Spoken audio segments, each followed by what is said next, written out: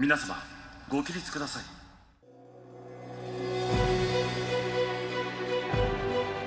Konnichiwa, Olympics fans and lovers of TKFLASTAN, and welcome to Keep the Flame Alive, the podcast for fans of the Olympics and Paralympics. I am your host, Jill Jarrett, joined as always by my lovely co-host, Alison Brown. Alison, konnichiwa.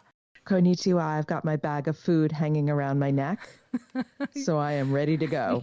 You've been in the stables? I'm not putting you out to pasture. It's the race walkers. Oh, oh, that's right. They did have all those feed bags around their necks. Though I wouldn't mind hanging out with the horses. You know how I've fallen in love with the horses this games.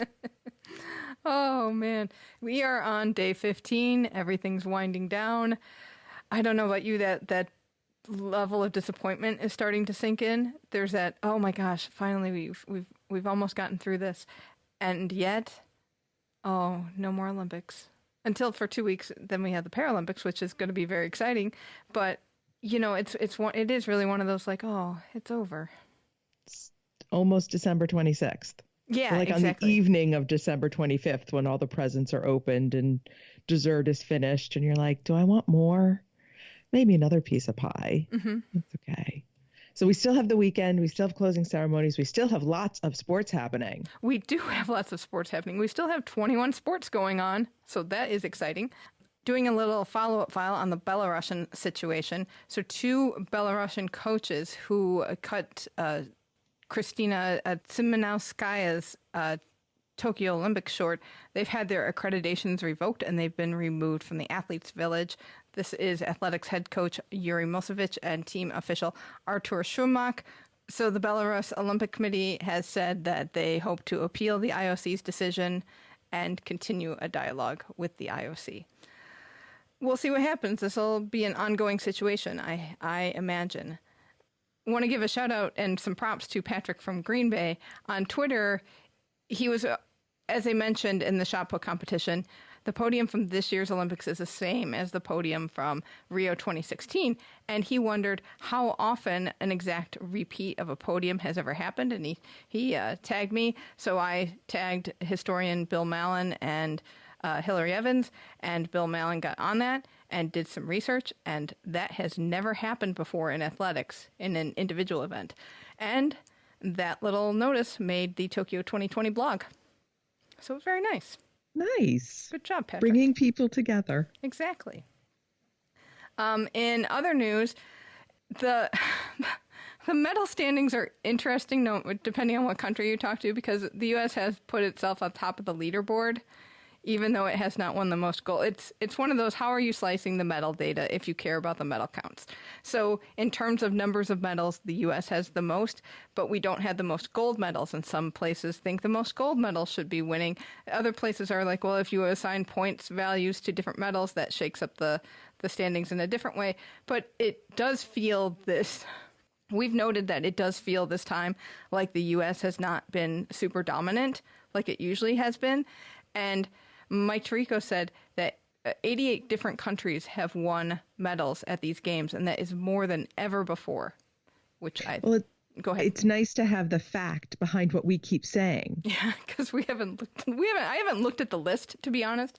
I do want to before the games is over, but it is, I mean, I think it's fabulous that more and more countries are winning medals, and that just spreads the wealth around. And I mean, I always think of when we talked with Felicity Passon and how being from a small country and getting to go to the Olympics, and you as a small country feel like you're a player on the big stage, and most of the time you're not. So it makes me feel good that other countries are starting to feel that excitement at what it's like to win medals. All right, where is Marnie McBean today? Marnie McBean had a big day at women's football. We'll get to that later. She was having a lovely brunch in the village, and she was at the evening athletics. Excellent. All right, moving on to which officiating or volunteer job would you like to do, and you would like to do today? So it seems like we're both going to be at rock climbing. So there are 2 people involved in the rope in bouldering. So there's one person who actually assists and is on the course. Yeah, like to help you belay. Right. Yeah, for the lead course. But when they bring it out, there's a person behind the assistant who just holds a big basket of rope.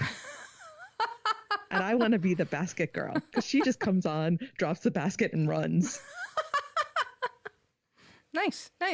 The other job I like in sport climbing is the person who scrubs off the rocks, because there's a lot of chalk on the rocks. And I think we noted this when we talked with Josh Levin. And there are people, sometimes it's the athletes themselves who want to adjust the amount of chalk that's up there. But there are people who go in and scrub them all down in between. And they had cool tools. They do. They had the That's the long-handled thing. scrubbers. It is a long-handled scrubber. And by golly, I could probably use one of those in my house. Can you imagine just getting behind stuff with it? Be awesome. Right. How are things going on in our fantasy league? Well, Sholastan is killing us all at 886. PS Galat is at 387 and Calibri is at 370. Finally, some movements in brackets. Sholastan is also killing us at 220. I am at 160, but you and Olympic fan Dan are tied for third at 150. Let's see, and everything's locked now, so we just have to wait it out. All right, it is time for What Is Up with Mike and Maya. Mike and Maya of the Toyota First Date commercial, where Mike asks Maya to the school dance. And he does so while in the hospital, but he's magically also in the school hallway at the same time, thanks to a rolling digital robot screen. And I got to say, I literally only saw this commercial 2 or 3 times yesterday. And it has seemed to decrease, but I saw it on the TV yesterday. So did I. Because that's where this comes in. Because I saw it on the TV, and then I got weird at home. Because I took pictures of screens. I started writing stuff down. Because I think I have proof that our theory from listeners Brian and listeners Beth, that the Chevy Silverado guy is Maya's dad, is true, because I started noticing what was in Maya's locker, and she has a picture of a cat that looks eerily like Walter the cat.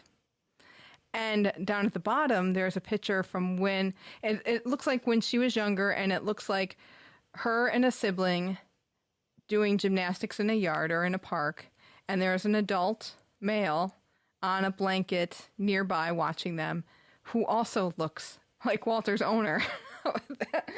So I think we have proof. Now, I was concerned about the pom-pom in Maya's locker. Mm-hmm. Does that mean she's a cheerleader? And is that the issue? Do we have the West Side Story, High School Musical, cheerleader and skateboard problem? I don't know, because I wondered that too. And Ben thought, no, those are just for Spirit Week. Because there's a pom-pom in her locker and a pom-pom above her locker, and it's obviously kind of spirity thing because it's Olympic days and all that stuff. I do wonder what the other big thing in her locker is a note, and it says, "Thank you so much for giving me a chance to contribute to your move. Best thing about all of this, friendship. Christy." P.S. Want another one? Smiley face. I told you I spend too much time looking at this. Who is Christy? Christy is definitely not Heather in the purple jacket. No, she's not. Oh, maybe Christy is Mike's friend. The pick-me girl? Yes. Wouldn't that be interesting? To be continued. I'm starting to feel like some of those, amateur detectives who track down cold cases. Well, I have another concern about Mike. We'll get to that tomorrow. Oh, okay, excellent. And before we get to today's action, we'd like to tell you a little bit about our Kickstarter campaign. This is to help fund our travels to the Winter Olympics in Beijing, because we hadn't planned to go, but surprise, we got media accreditations that we didn't expect. But because we have a shoestring budget, it's a little far to stretch it to cover a trip to China for several weeks, to cover both the Winter Olympics and the Winter Paralympics. And those are in 6 months, less than 200 days. So things are getting close. We're getting a lot of communication from those games in terms of, hey, you got to pay up. So I've got hotel bills due, and there's going to be flights. There's going to be technology that we have to purchase, and a little bit more than that. So we could really use your help in funding that. And the reason we want to go is to bring you a better podcasting experience, to go behind the scenes and find out what is the what at the games. And add some color to what you're seeing on television. So if you value this podcast and you are looking forward to the Winter Olympics, please consider funding our Kickstarter project. You can find out more about our campaign and check out our supporter bonuses. We are sending postcards from the Olympics. You could be a producer and choose what we cover on a given day. So please check that out at kickstarter.com/profile/flamealivepod. Artistic swimming.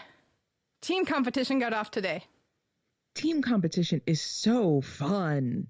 It is very interesting compared to the duet because they can do so many more lifts and throws and a lot of other formations. Swimmers were flying everywhere. I did have this on, but it was very, very strange because three Schultz-FLASTANIs were competing at the same time, and I was trying to watch all of it. Yes, well, I did watch this exclusively. So Jacqueline, Simoneau, and Team Canada are in 5th. Ahead of them are Japan, Ukraine, China, and in first place was ROC, who was absolutely perfect. Mm-hmm. Canada did score over 90, so that was their goal, and they are in good shape. Not as many crazy themes this time. Maybe they saved the themes for the free program. Yeah, they probably. We did have a masquerade ball, which, if you're a figure skating fan, you know this music. Oh, right. It's the masquerade waltz that you will hear 100 times. But the Canadian team did a 90s hip hop. That was really cool. I really liked their music. But if you look carefully, there is the dance sprinkler move in their choreography. It is worth watching again. And you can see how much Jacqueline loves to perform because her smile just lights up everything while she's in the pool. She's just really amazing, I think. And not just because she's a Schultz-FLASTANI. Well, that too. Coolest choreography goes to Spain, who included Japanese Sign Language.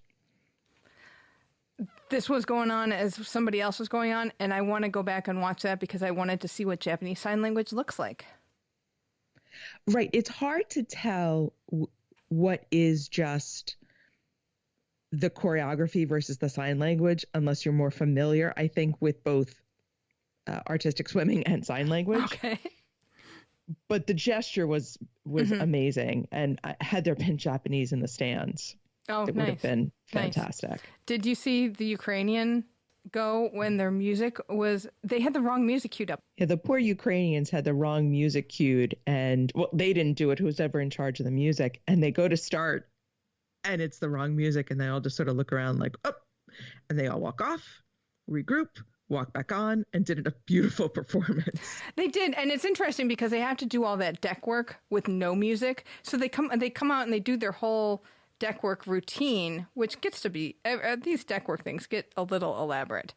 And then they're in their pose and the wrong music starts, and it is really weird. And I wonder what that did to their concentration and focus. It didn't seem to do much because they did do a fantastic job, but it has to be a little unsettling. Well, the announcer made a comment that that teams practice that because that seems to be a common issue. Really? That they actually practice starting and stopping and having to start over. That is interesting. A, interesting, but B, I think I have my next volunteer job or officiating job, depending on what that is ranked, because it cannot be that hard to cue up the right music for everybody. Come on. Let's do better. Artistic swimming. Clearly, you've never been a stage manager in a college production. No, I've never been. No, but oh, man. Let's move on to athletics. We started the day off with the men's 50-kilometer race walk. This is the last time it will be in the Olympics, much to the consternation of many of the athletes. That's because for Paris 2024, they have to have more gender parity in this event. And currently the men have 2 races and the women have 1.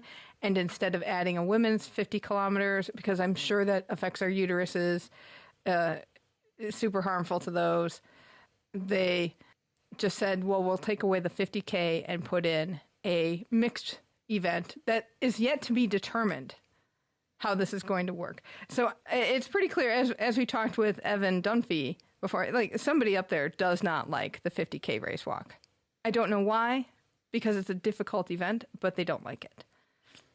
So the gold went to Poland's David Tomala, and he got a break early and got in front of everyone, which was smart for him because he was really starting to slow down at the end.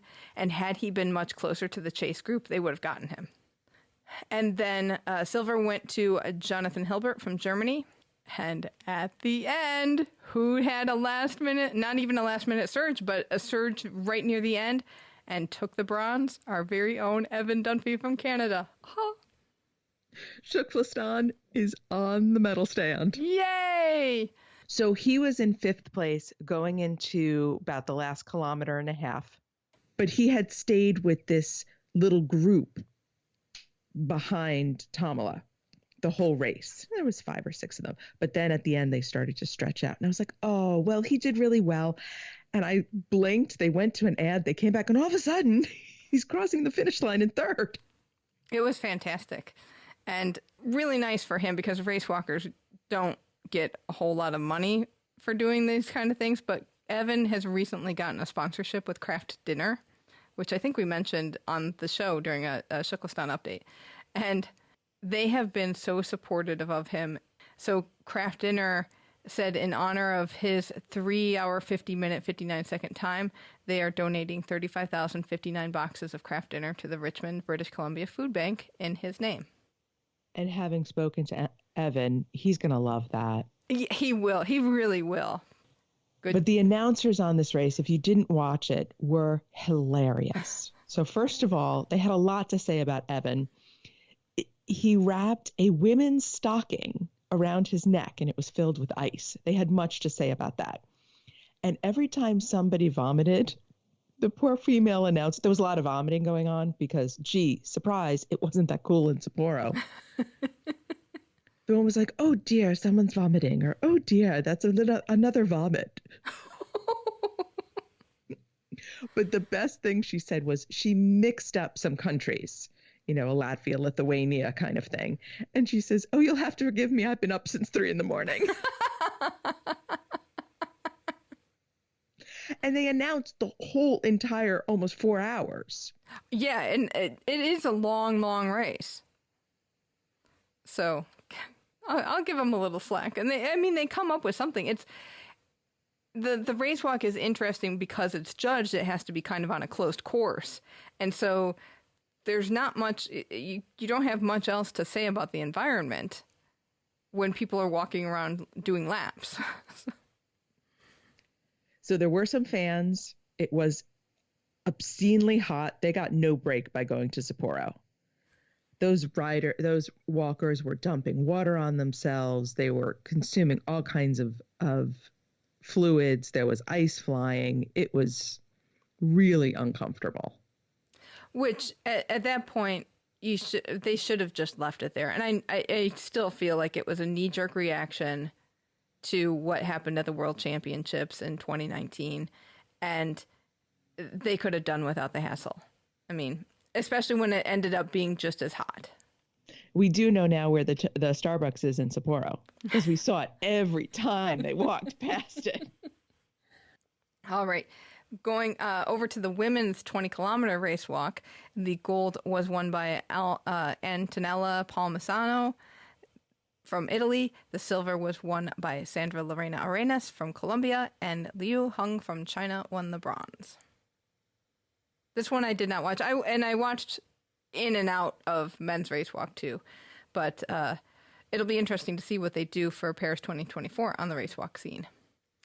Over at the Olympic Stadium, in the women's javelin, gold went to Liu Shiying from China. Silver went to Maria Andrzejczyk from Poland, and Australia's Kelsey Lee Barber won the bronze. I mean, I went back and forth with this one, watching it, and I do want to know that maybe not so much in the women's, but I saw this over time. A lot of belly flopping in javelin to prevent themselves from going over the line and fouling. that was interesting. And also, I want to know more about the approach, because it's like high knees, high knees, high knees. Then we're going to shuffle to the side or do like crossovers to the side, and then we throw. And I really want to know how that kind of developed as the technique to do. Well, we've talked hammer and shot put, so we've got to do discus and javelin. We still got to finish the series of people who throw things. Exactly. So we will have that before Paris 2024, definitely. In the men's 5,000 meters, gold went to Uganda's Joshua Cheptegei, silver went to Canada's Mohamed Ahmed, and bronze went to the U.S.'s Paul Chelimo. I took a nap during some of the track and field because I got up at 4 o'clock to watch karate. So I just couldn't stay awake anymore. And all of a sudden I woke up and I missed a couple of events that I had planned on seeing. So, but I heard that Uganda was going crazy because they've won a few medals and they've done really well in the athletics part of the competition. So that's nice. In the women's 400 meters, gold went to Bahamas' Shawnee Miller-Weibo. Silver went to Dominican Republic's Mary Lady Paulino. And bronze went to the U.S.'s Alison Felix. The bronze was her 10th Olympic medal that has made her the most decorated American athletics athlete, and she's tied with Carl Lewis for the most medals. I did watch it live, and Shawnee just dominated this race. Really fun to watch. And they all collapse at the end because it's a 400. But everyone looked strong, and Alison was a bit behind. And she pulled it out in the end to get the bronze. So congratulations to her. Yeah, it was a very tight finish for that bronze. After the 400 meters was the women's 1,500 meter. And this is about when I was waking up. So I have in and out memories of what was actually happening. But gold went to Kenya's Faith Kipyegon. Silver went to Great Britain's Laura Muir. And bronze went to Netherlands' Sifan Hassan. Hassan was the one who fell in one of the earlier heats, got up, and then qualified for the final, even though she was way behind the pack. So pretty amazing. Excellent that she got on the podium. Laura Muir was over the moon at getting on the medal stand. She has been just short of getting a medal before in previous Olympics, but now she's made it on the stand. So congratulations to her and to all three. It looked like a tough race from what my hazy brain thought. 1,500 meters. Yeah, that's so hard. Then we moved over to the relays for the last two events of the evening. First, it was the women's 4x100 meter relay. Jamaica took the gold, U.S. took silver, and bronze went to Great Britain. This one seemed anticlimactic to me because nobody knew if Jamaica won right away. Right. There was a problem with the handoff between runners 1 and 2 if they had been outside the zone. And everyone's waiting for the official results. And waiting, and it's not coming up, but we're all sort of congratulating each other anyway. It's uncomfortable. Right, yeah, getting our flags.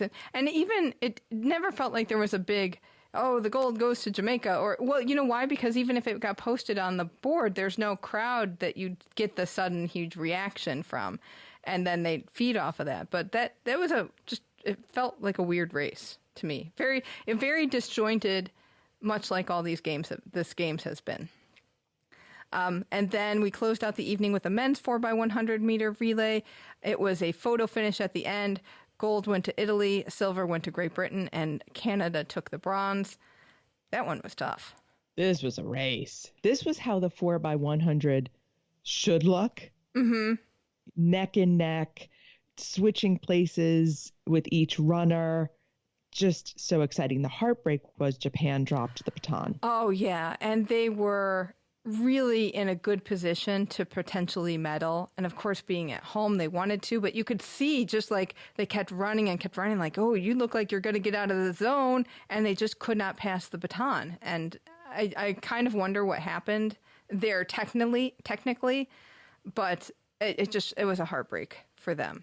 And then kind of the other heartbreak was Great Britain's anchor runner looked like he knew he was in the lead.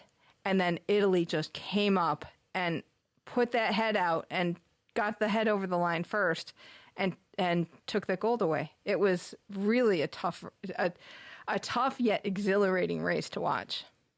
This has to be Italy's best athletics performance Oh, it's if not ever, they're in a very long time. Yeah, they're just so amazing in this one.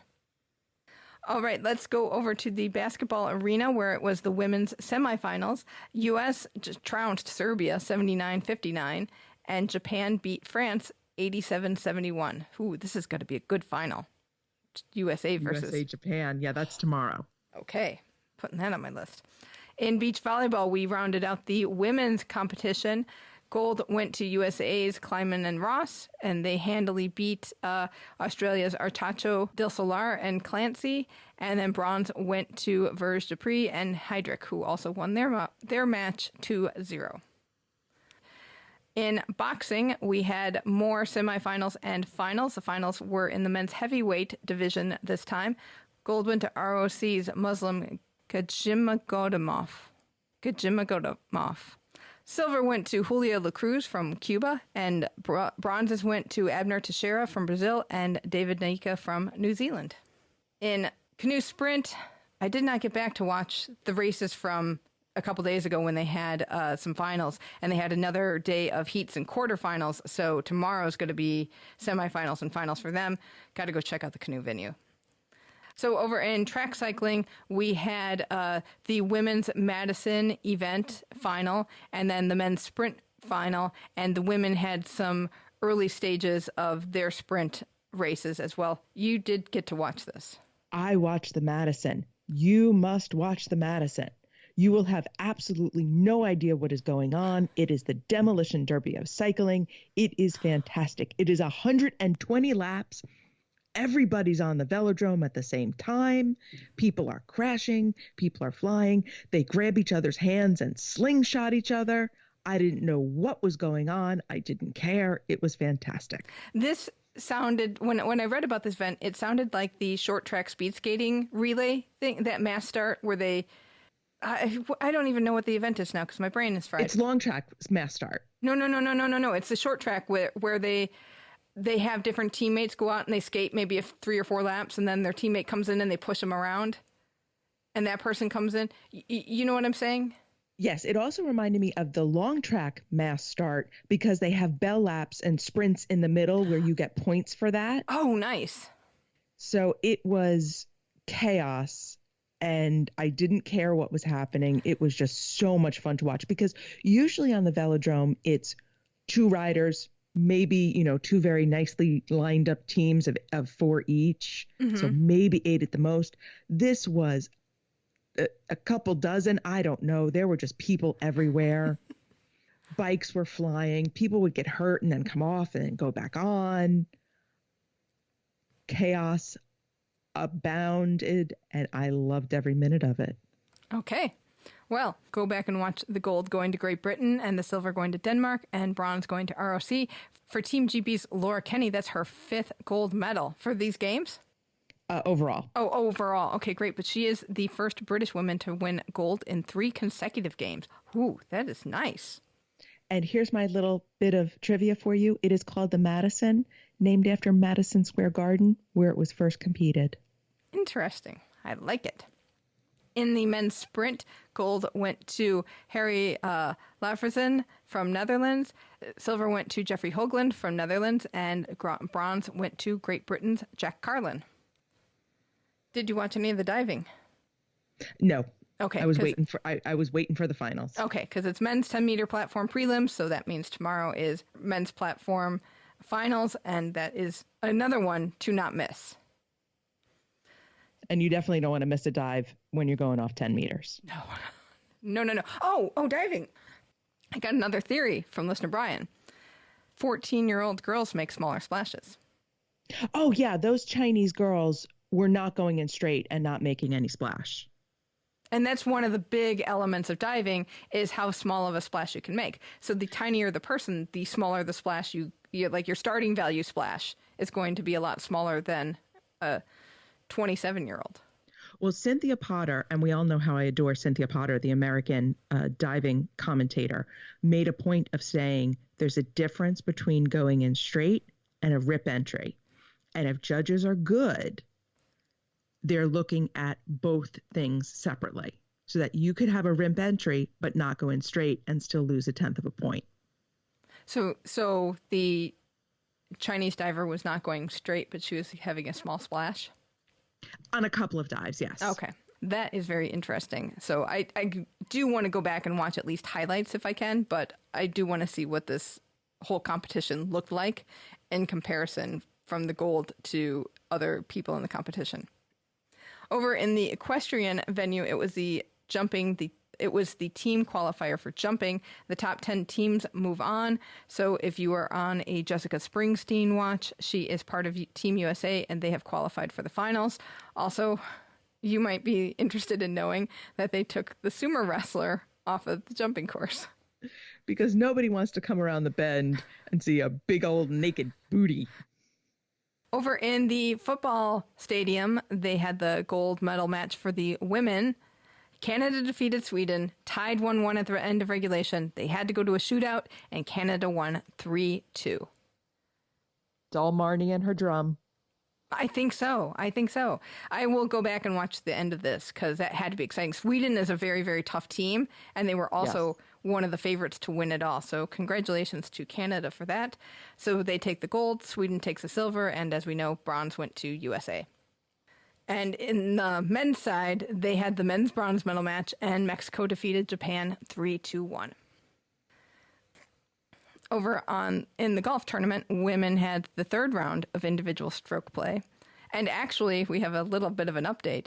There are tropical storms forecasted that could cause delays in the tournament, so they may actually shorten it down from 4 rounds of 72 holes to 3 rounds of 54. And the worst of the weather is coming on day 16, which is tomorrow, and we'll see what happens.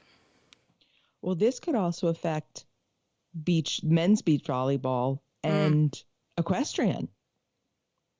Oh, and then yes. men's soccer. It could very well. So we shall see how that all shakes out.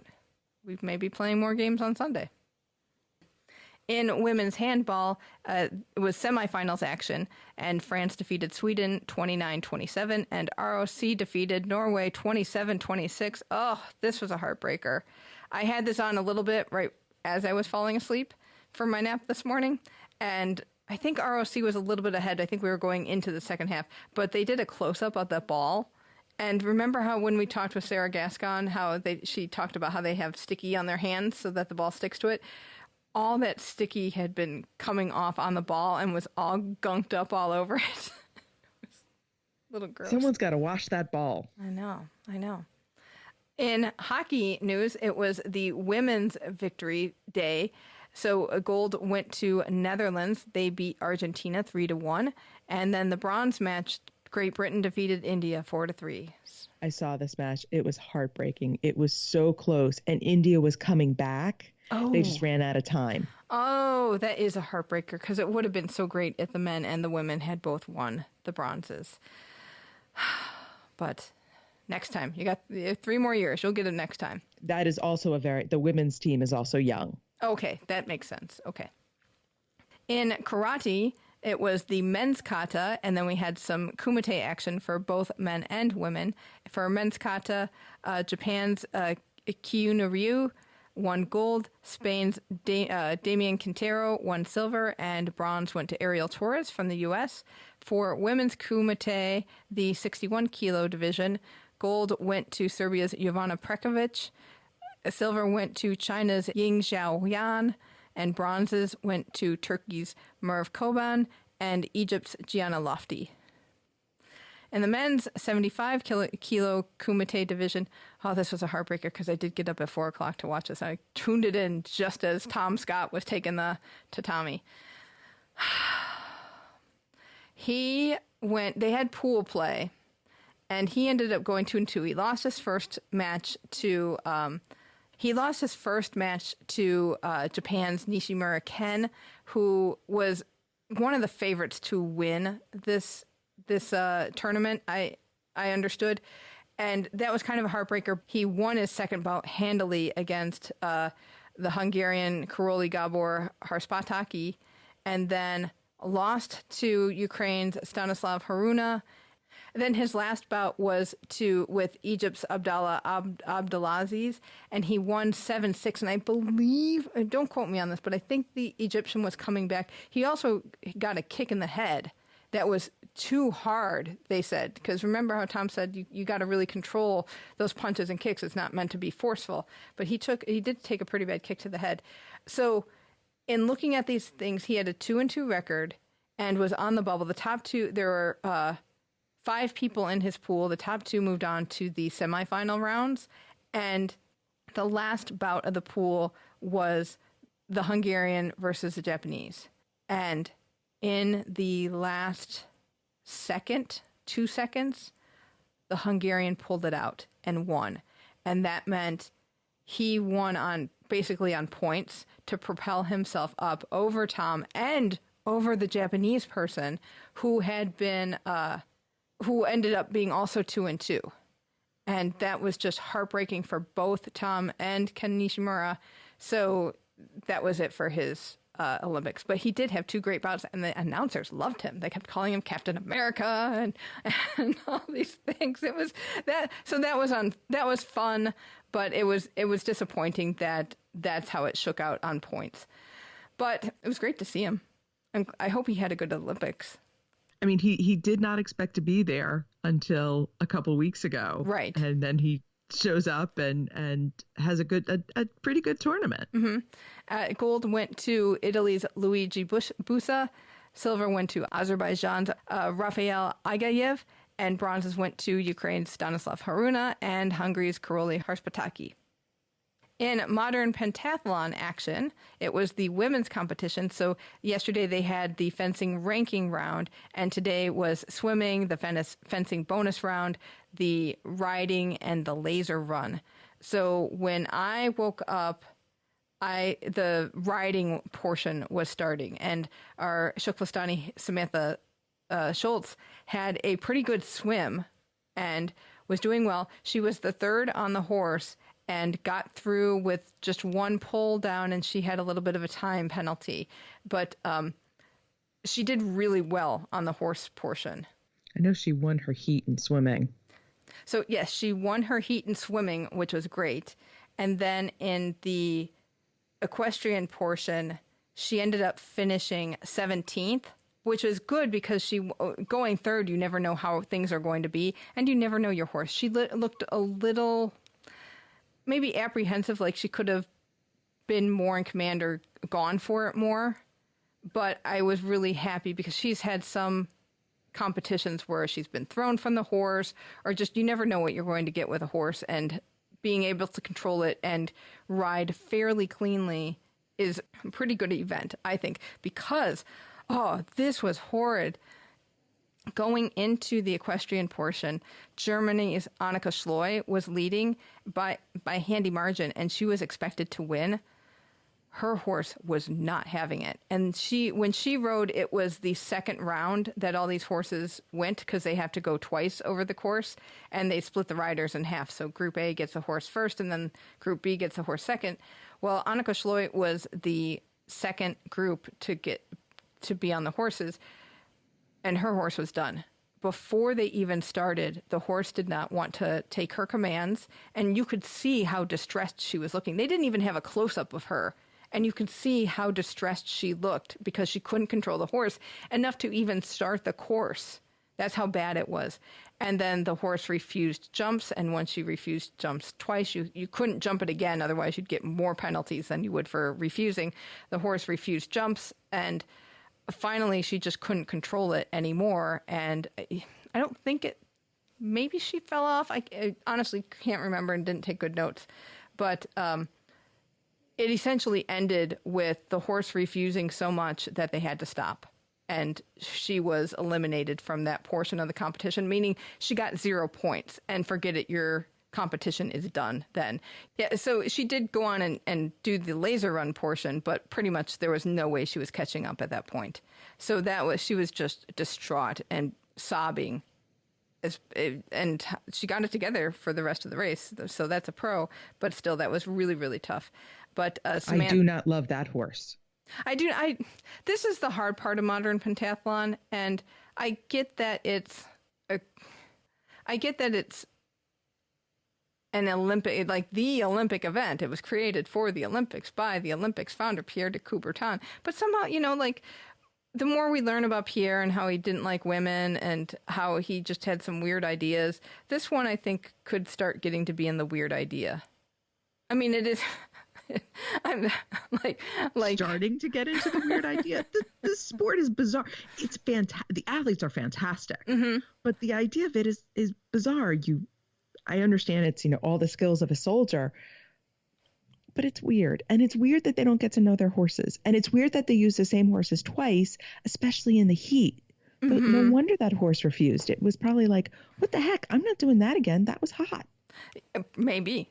But I didn't really, because again, we are at like 4 a.m, 5 a.m. at this point. So I didn't pay attention to how the horses did the second time they went on the course.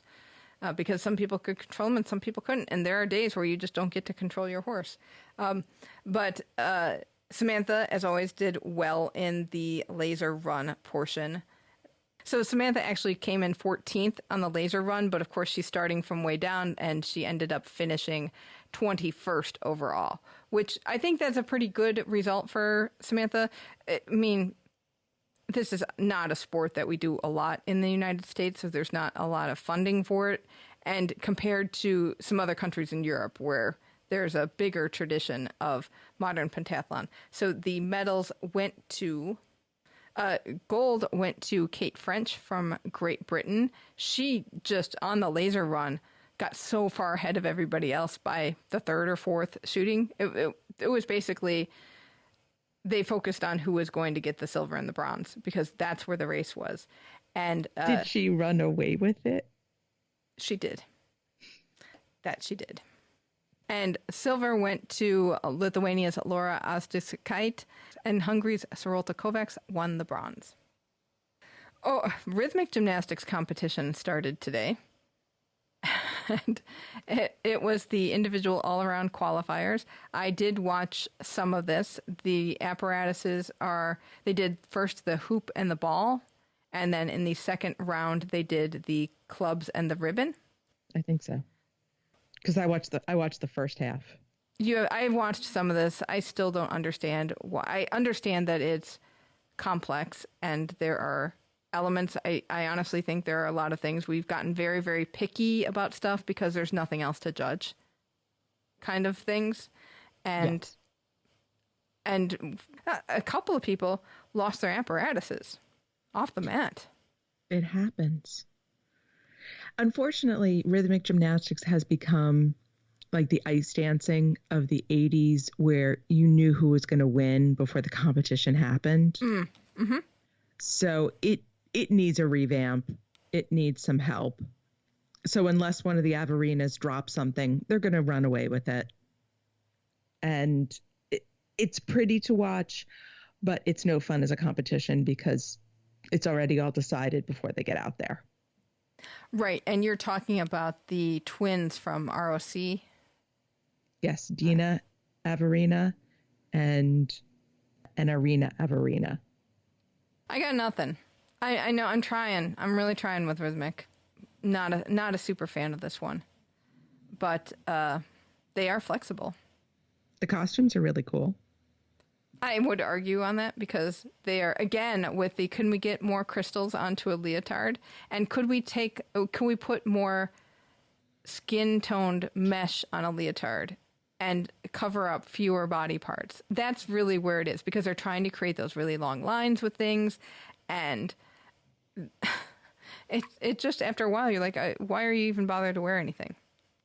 Should I get off your lawn now? Yeah, you can fight me. Come on, fight me.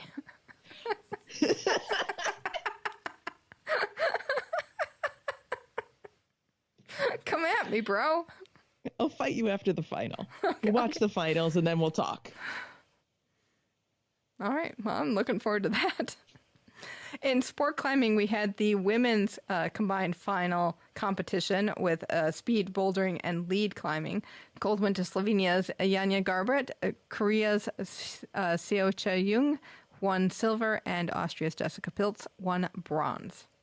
You were absolutely right about the announcer for sport climbing. I watched the finals.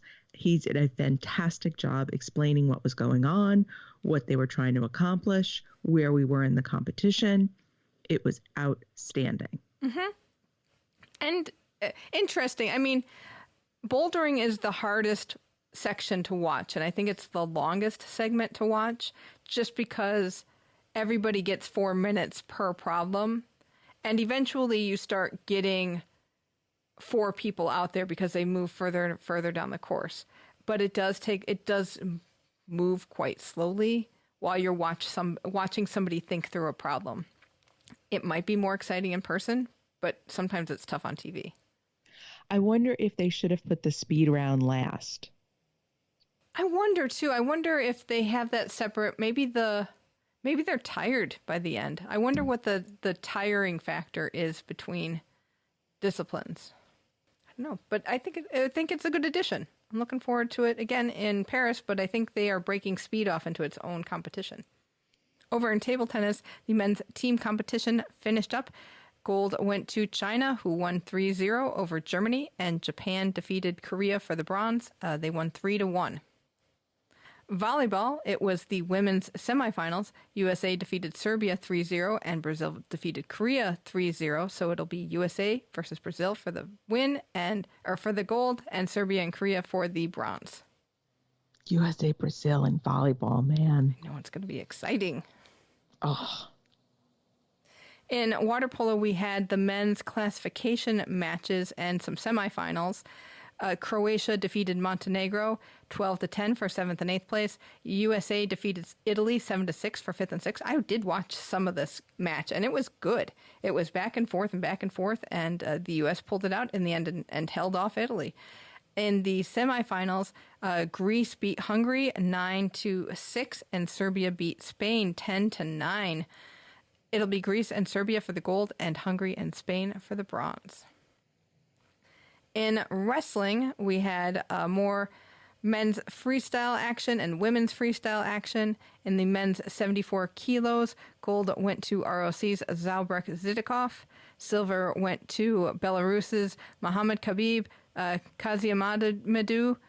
And bronzes went to USA's Kyle Dake and Uzbekistan's Beksad Abdurrahmanov. And that one I want to go back and see because I want to watch Kyle Dake. He was explosive in the trials, beating USA's Jordan Burroughs to get to the Olympics. And he had a tough match that put him in the repechage for bronze. So I want to see how he pulled it out here. In the women's freestyle 53 kilos, gold went to Japan's Mukaida Mayu. Silver went to China's Peng Xiangyu. And bronzes went to Belarus's Vanessa Kaladzinskaya and Mongolia's Borlatuja Batochir. And thank you to the dulcet tones of Jason Bryant for pronunciations on that one. And finally, in the men's freestyle 125 kilo, oh my goodness. You just have to go back and watch this bout. It was amazing. The gold medal bout, Gable Stevenson from the U.S. won gold. He beat Chino Petrashvili from Georgia with about 0.2 seconds left on the clock. He got a takedown, 2 points that put him over. It was amazing how he did that. So you got to go back and watch this bout. And bronzes went to Taha Akul from Turkey and Amir Zare from Iran. And that does it. We're getting close to the end of wrestling competition, which means we're getting close to the end of the tongue twister names. You thought you'd ease off when weightlifting was over, but oh no. Oh no. Then the Mongolians come in and just let's put some more vowels in there. And you usually do very well with Eastern European names. Well, with a name like Jairus and we created a country called Schultz for crying out loud. See, I'm happy the Italians are doing well because that's the only names I can help you with. The Italians, sometimes the Spaniards, occasionally the Portuguese, but anything else, I'm like, oh, I don't know. All right. We'd like to take a second to thank our Patreon patrons. Your ongoing financial contributions greatly help finance the show and help keep our flame alive. If you are interested in making an ongoing contribution to the show, please check out patreon.com/flamealivepod. Patrons, we cannot do this without you, so we really appreciate your support. All right. TKFLASTAN Watch for tomorrow. Jacqueline, Simoneau, and Team Canada will compete for the podium in the team free program in artistic swimming. Excellent. I hope they get over 90 again. That's kind of one of those barriers for them, right? Yes. Okay, excellent. All right, it is time to say sayonara. As always, you can email us at flamealivepod@gmail.com or text or voicemail us at 208-352-6348. That's 208-FLAME-IT. Please don't forget our Kickstarter and help us reach our goal of bringing you on-the-ground coverage at Beijing. We're about 26% funded right now. We'd like to get it a little bit higher by the end of the Olympics so that we're in a comfortable place going into the Paralympics and the end of the Kickstarter campaign. As we go out to music by Mercury Sunset, thank you so much for listening, and until tomorrow, keep the flame alive.